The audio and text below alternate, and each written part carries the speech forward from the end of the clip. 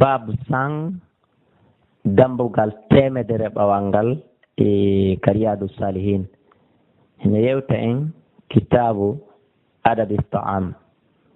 ma ɗum adabi ta'am deftere yewta e nde en fi niidi ñamugol bab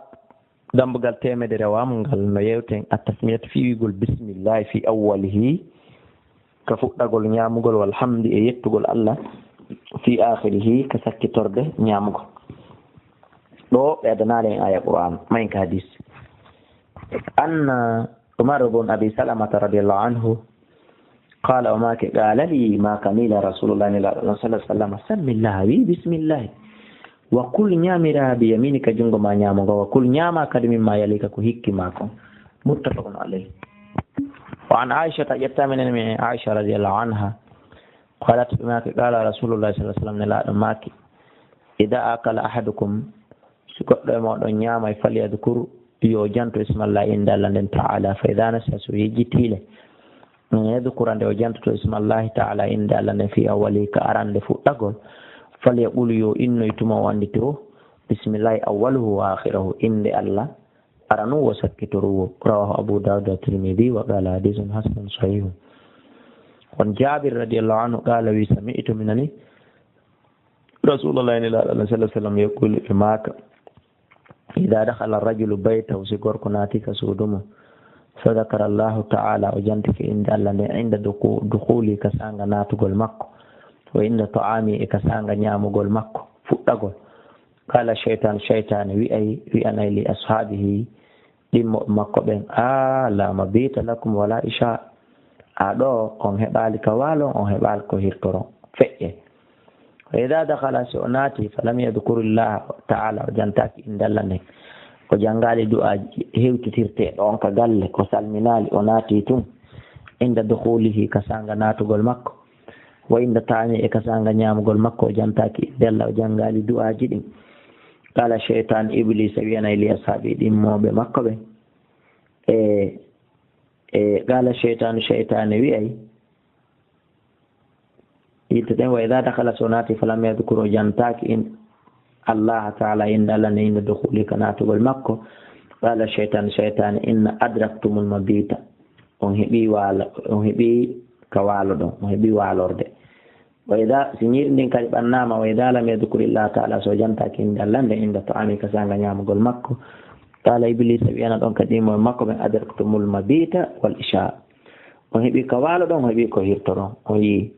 hande kadi jongalle jon banna nyirninta ko kanko iblis hawtata rawahu muslim wa an hudayfa radhiyallahu anhu qala wa kunna min latke idha hadarna simen tawdama ma rasulillahi sallallahu alaihi wasallam ta'aman nyamete lam nada min ukkata aidina juudi amen den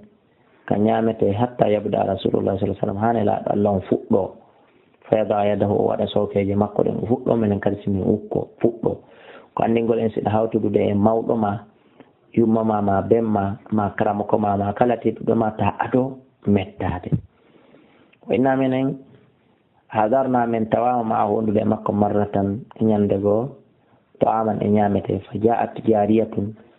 e jiwum ari ka annaha tudfa'u a sikka wona kon duñede fa dabat kon yehi li tada yada fiyukum ukku jungo makko fi ta'am kande ñamete fa akhadha rasulullah sallallahu alaihi wasallam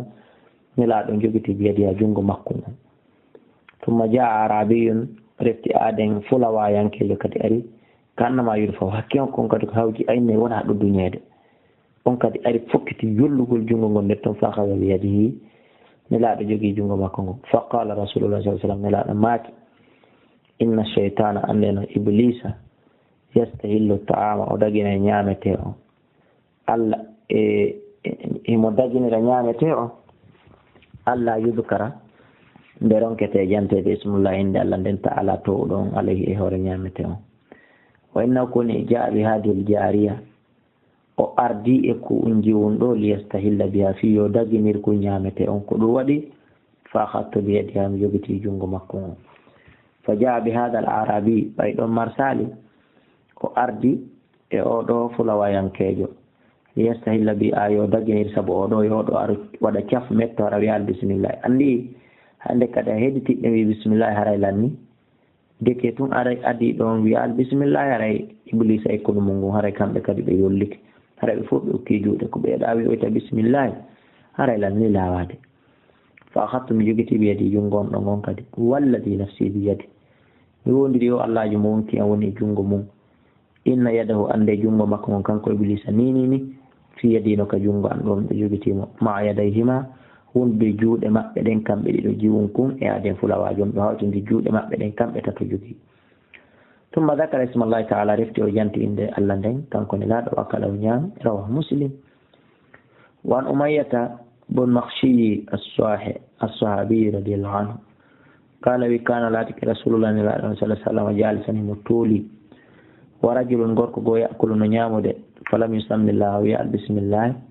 hatta lam yabqa haari heddake fus min taame ñaamete makko illa lugumaton sona sayre wotere falamma rafa ɓawo nokki nden ɗon o ɓantini ila fiifade ka hunduko makko qala ini bisimillahi awwaluhu wa akhirahu bisimillahi aɗurum e sakkiturum wadahika annabi sa sallam nelaɗo allah jali summa qala reftiɓe maki ma zala cheytan ari serali yakulu maahu mo hawtida e o falamma dakara smallahi temo nde o ƴantino inde allah istaqa maccuɗo looƴiti ɗum iblisa ma fi batani kon konka nder reedu makko rawa abu dawud an-nasa'i on aishata radiyallahu anha qalat amaki kana laatike rasulullah sallallahu alaihi wasallam yakulu mo ñaamayno to aman ñaamete mo ñaamireno fi sittatin e hakkunde jeegom no saabi e saaba makko ɓen ko andi ngol ene laaɗo wona ɓannaynoɓe tun hucca ñaama ɓe hawtude ɓen fa jaa arabiyun arabiyankejo ari fa akalahu o ñaamidi e makko bilugumatayni caaƴe ɗiɗi fa qala rasulullah sallam nelaɗo allah maki ama innahu hara o law samma o wi'ino bisimillahi la kafako mo ñaamete yonayno o kono ko wiya ko bisimillahi ko ɗum hatta haaron ko andi ngolen sonnaji on folo taw simo defude simo sorude ñiiri ndin kawrere ko yowi bisimillahi so fuɗɗade rottude ko yowi bisimillahi muncowo on wiya bisimillahi ma fo on wiya bisimillahi nokkugol ngol metto wiya bisimillahi ko ñaamete on fandi o allah waɗa e barke muɗum ɓeygure nden haara si ɗiɗo woppi ñiiri ñaamete ha hibbe poto patanne kono taway haaraka o yiyata ɓiɓɓe no accita ñiiri no jooɗi ɓe lando biredi ɓe lando ceke ɓe lando kafe ko par ce que ɗum ɗa woni ñakawil inde allah ala e mum sikko ɗon yiya ɗum e nder galleli buyka donc o waray faami musidɓe julɓe رواه الترمذي وقال حديث حسن صحيح